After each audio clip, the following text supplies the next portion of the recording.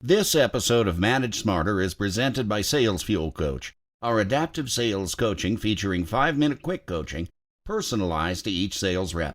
Learn more about Sales Fuel Coach at salesfuel.com. Welcome to the Manage Smarter podcast with hosts C. Lee Smith and Audrey Strong. We're glad you're here for discussions on new ways to manage smarter, hire, develop and retain talent, improve results, and propel team performance to new heights. This is the Manage Smarter podcast. We know Rishad Tobaccowala, our guest today, he says people have two wildly different reactions to a digital disruption. Digital disruption of any kind in the workplace. And he's going to explain what that is. But I think you have an idea of what those two things might be, right? Well, and also in today's climate, especially with the recent reaction then to coronavirus and like that, we've got a lot more data. We've got a lot more remote working going on. You want to talk about disruptive change? Boy, that's a big one right there. And so we're going to try to touch all the bases on with that and other topics today. Absolutely. Welcome to Manage Smarter, everyone. I'm Audrey Strong, Vice President of Communications here at Sales Fuel. And I'm C. Lee Smith, the President and CEO of Sales Fuel. And as I said, Rishad Tobaccowala, he is our guest today, author of Restoring the Soul of Business. It's a great book. You can get it on Amazon. Staying Human in the Age of Data. Also senior advisor to the Publicis Groupe. He spent his entire 37-year career, most recently serving as the Chief Growth Officer and Chief Strategist of that group. Get this, named by BusinessWeek as one of the top business leaders for his pioneering innovation, and Time Magazine called him one of 5 marketing innovators. And so, Rishad, welcome to the show. Thank you for coming, sir. Thank you for inviting me. Okay, so digital disruption. I know you said people have one reaction to it or the other. I know what category I'm in, but let's start with that. What are the two sort of groups that people divide into when faced with this type of thing? Either they embrace it or they run from it. So one group basically says, I want to retire before this happens. And the other one basically says, this is my magic carpet to the future. Right. So in terms of that, what are some of the ways the managers can get people to not run away, but be lifelong learners and embrace, ride the wave of what's happening? What are some of the tips? So there are, 3 or 4 big tips. The first one is to recognize that for most people, including people who want to be forward thinking, is that very simply change sucks.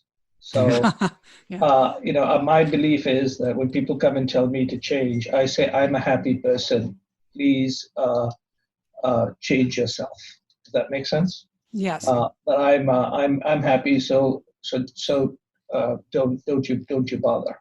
The other one is to recognize that if you want people to also change, you have to incentivize them to change, which is just telling them change is good isn't enough. You have to either find ways to pay them more or reward them when they change. That's one set. The second one, and then obviously you got to communicate, educate, and constantly recognize that people, we are not digital, silicon, data-driven things. We're analog, carbon-based feeling things. And so it takes us some time to respond. We don't switch on and switch off. The second one, which is extremely important, is to also help people upgrade their mental operating systems. Because one of the key things when we are thinking about change is we have to learn new things and we have to build new skill sets. And we spend a lot of time all over the world, including in America, thinking about what we eat and how we move our bodies, which is kind of interesting because if you don't have a good physical operating system, you're dead and everything else is off the table. But what separates us from monkeys is the invention of fire that allowed us to build our minds versus our stomachs. We don't spend enough time thinking about how to learn and what goes into our minds. And so I have this entire chapter called How to Upgrade Your Mental Operating System. Because one is, okay, you want to change, but then in what direction do you actually go? And those are the two big factors, which is let's get going, and it's not easy, but then which direction do you go? I noticed that managers, when trying to spark change, make change happen, they tend to either they tend to use data too much, or they tend to not use data at all, or not use data enough. Which one of those two things is more dangerous and is more likely to lead to a bad outcome? So my basic belief is they leads to a bad outcome when they lean too much towards data only, which is what they tend to do these days.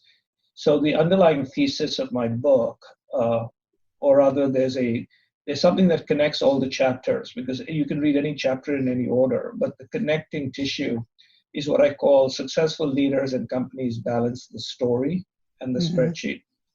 So the spreadsheet is the math and the data of a business, the P&L, et cetera, which is extremely important.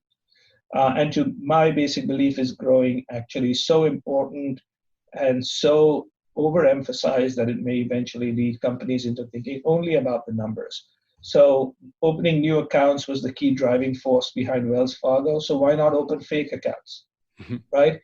Shipping a plane, we got to ship the plane, even though there were internal concerns. Why not override those internal concerns? And you've got Boeing 737 MAX. So if you just go with the spreadsheet, you're going to get yourself into a problem. Also because human beings choose with their hearts and they use numbers to justify what they just do. So we can use our numbers. On the other hand, so therefore the story is important. The story is basically understanding people's needs, being empathetic to them, understanding culture, understanding purpose and values of companies, etc. But if you're just about story, then you have another problem. And that's you build companies like WeWork, right? So if you think about WeWork, it's this amazing story that had nothing to do with reality. And then you get yourself crushed. So I truly believe it's story and spreadsheet, but everyone can see the numbers. But how do you bring insight, inspiration, and then eventually action to those numbers is what we look for in leaders. I think sometimes the managers will take a look at that and just say, that numbers are easier to deal with. They don't talk back, they don't change their minds. Dealing with people is messy. It is. And, I have a line which says everything is easy, but people get in the way. Yeah.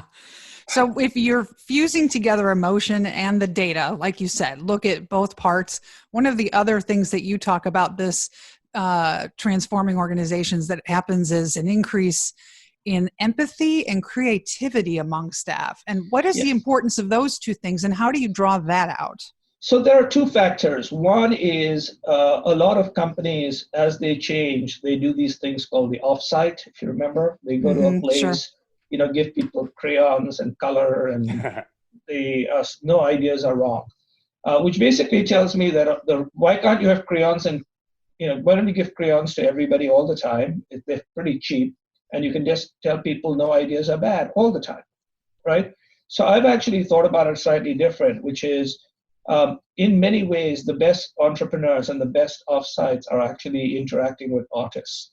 Because when you think about art, whether it's a writer, a speaker, a singer, a painter, they all start with a blank sheet of paper and they invent something and they reframe the way we look at the world and they take risks, right?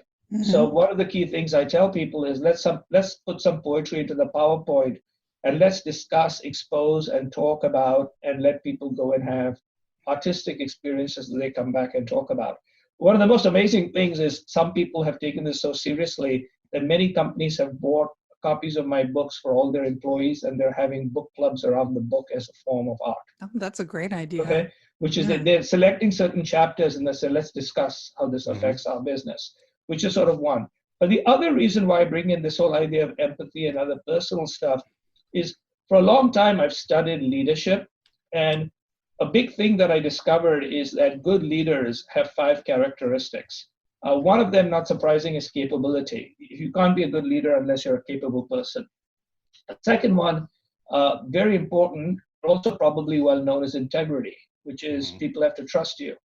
But it's the other 3 factors, which are very emotional, that I found were the driving factors. One of them, obviously you have to be capable and you have to have trust. But the really big leaders can inspire people, which is they can make them think beyond the numbers, right? Mm-hmm. So today, to a great extent, we are desperately, I basically sort of did a little karaoke version of Mrs. Robinson, and said, where are you, Mr. Obama? Our nation turns its anxious eyes to you, right? Because in effect, this is the time when you need inspirational leadership, which as a country, which we are sort of lacking. So one is we need inspiration. The other thing you need is empathy. The ability to recognize that however badly all of us may be suffering from this, there are other people who are suffering worse. And finally, vulnerability, which is the ability to say, hey, shit, this is tough times. We got to do something about it, right? I myself am confused and I need to know. And so, in effect, because of good leadership having these emotional elements and artists having these emotional elements, I basically talk about that. When you talk about the spreadsheet and a story, it makes me think that about management and leadership being both an art and a science. It is. And life is an art and science, which is the key thing, which is if we, I've always basically believed that when someone comes to me and says, I live in this world where everything is possible, I say, yes, everything is possible till you basically have a crisis and then you've got no science and math to help you. Until you get punched in the face. Like Mike Tyson says. Yes, right? That's right. On the other hand, if you run it all by the numbers and that's all you do, you have two problems. Problem number one is your job will be replaced by a computer before you can say Jack Sprat, because machines can do all of that thing much faster. The other is just looking at the numbers is basically looking at the entire world through the cells of a spreadsheet, which means you are jailed for life. And that spreadsheet was programmed by whom? That's the other thing. Right. And the other thing is it's basically been programmed by a bunch of people of internal biases, one of which basically is to make you work like a rat and be completely engaged, to be surrounded by stuff that basically makes you feel good. Yeah. Wow. A bunch of white guys in Silicon Valley. Yes, who basically care a lot about home delivery service.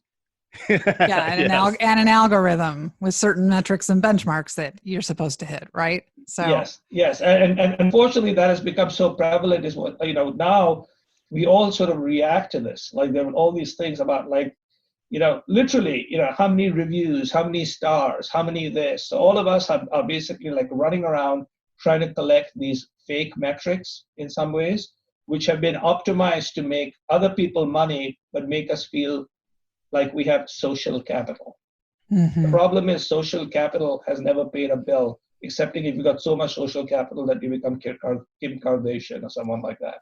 Are there times or good times when leaders should not use data in making their decisions?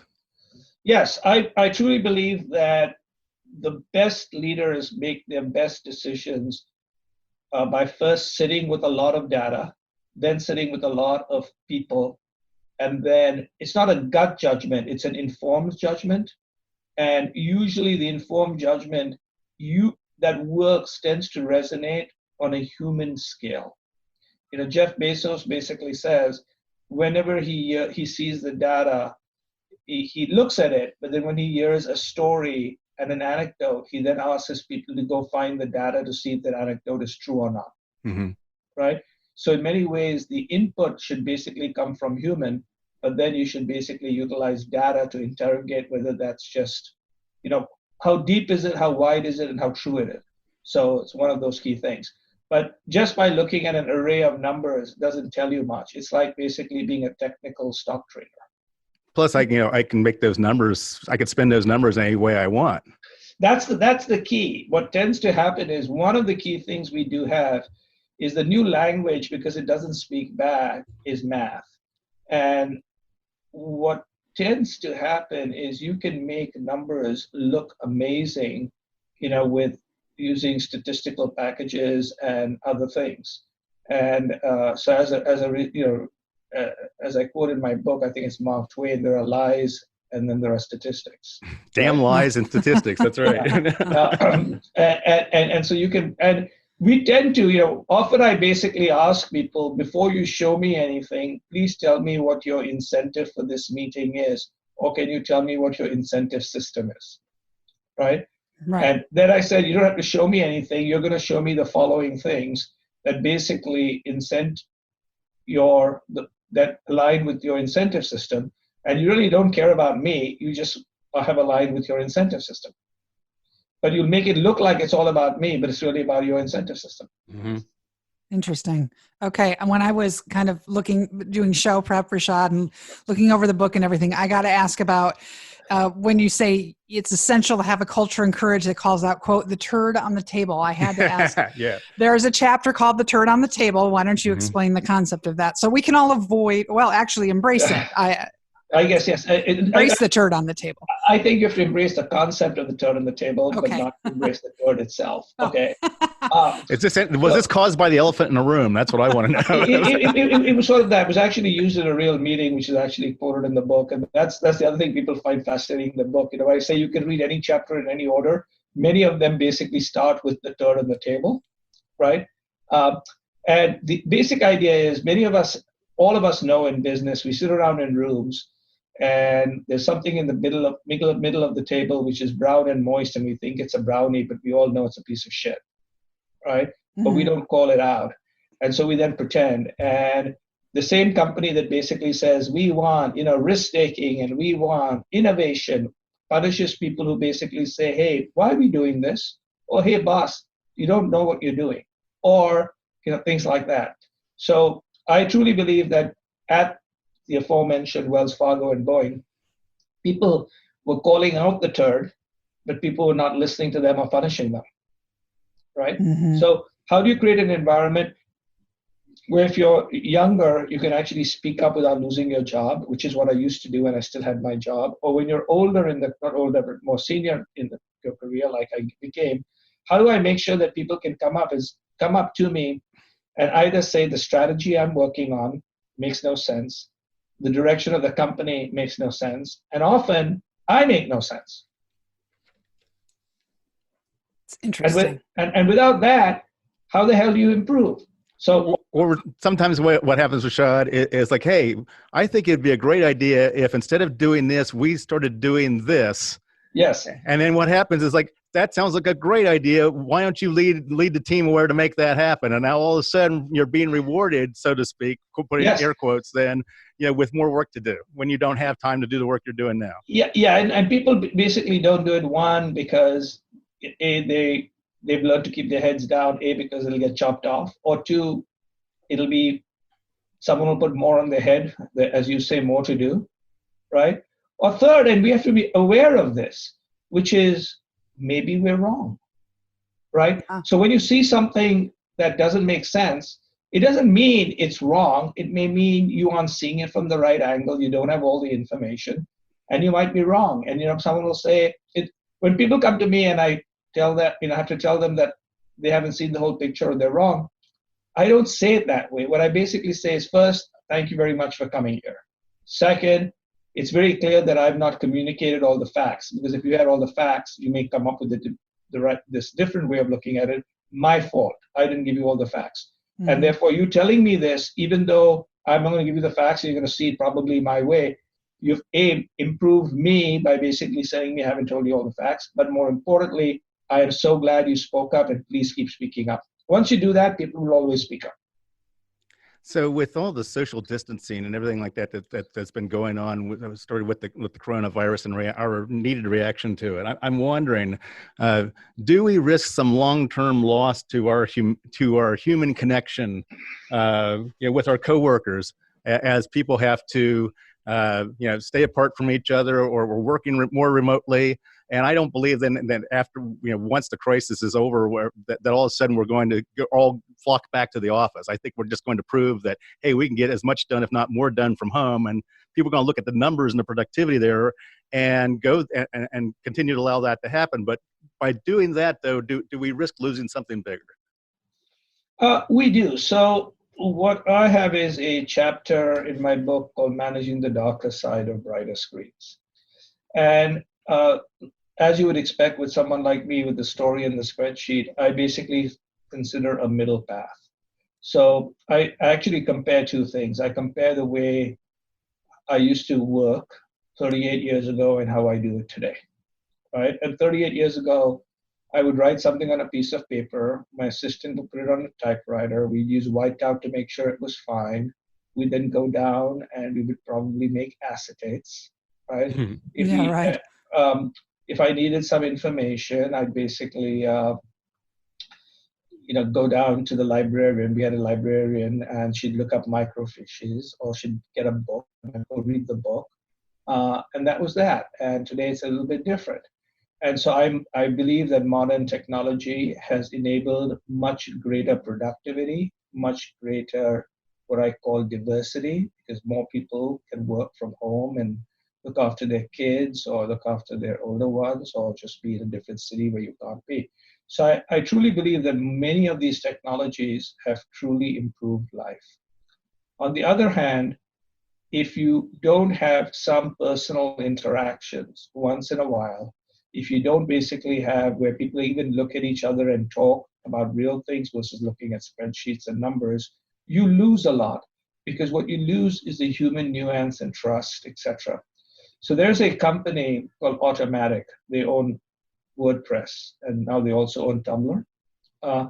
And that company has, I think it's got 1,500 employees, all of whom work remotely. But what's very interesting is some of the things that they do.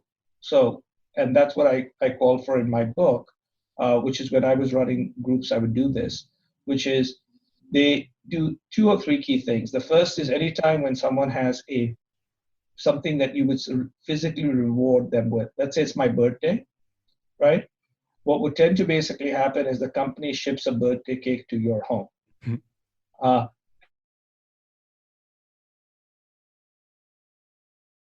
Is everybody, if there are 3 people in a room somewhere in a meeting and one person is dialing in from a computer, all the other 3 people also have to dial in on the computer. So everybody's absolutely equal. The third is every single individual is given a budget of $250. I'm not sure whether it's monthly or for the year, to basically do things that enable them to be more connected in their own communities, including, do you want to get a WeWork subscription or whatever else? So yes, you're working for Automatic and you're connected with your employees through the computer, but you're around other physical people.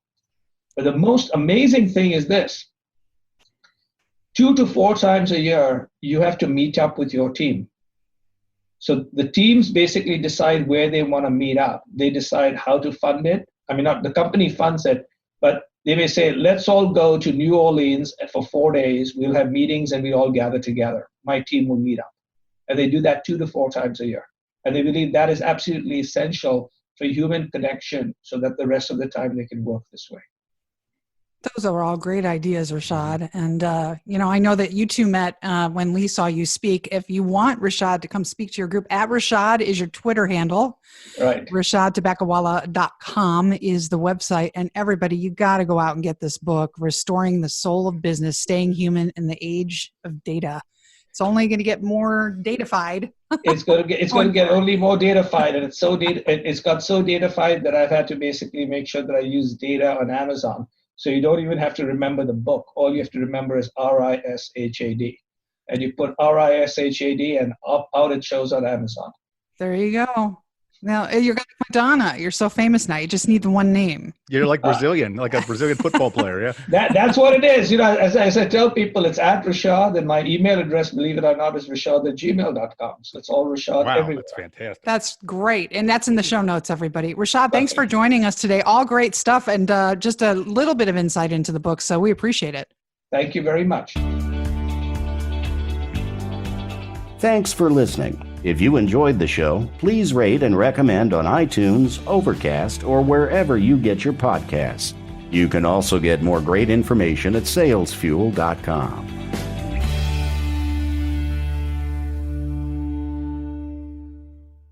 This podcast is a part of the C-Suite Radio Network. For more top business podcasts, visit c-suiteradio.com.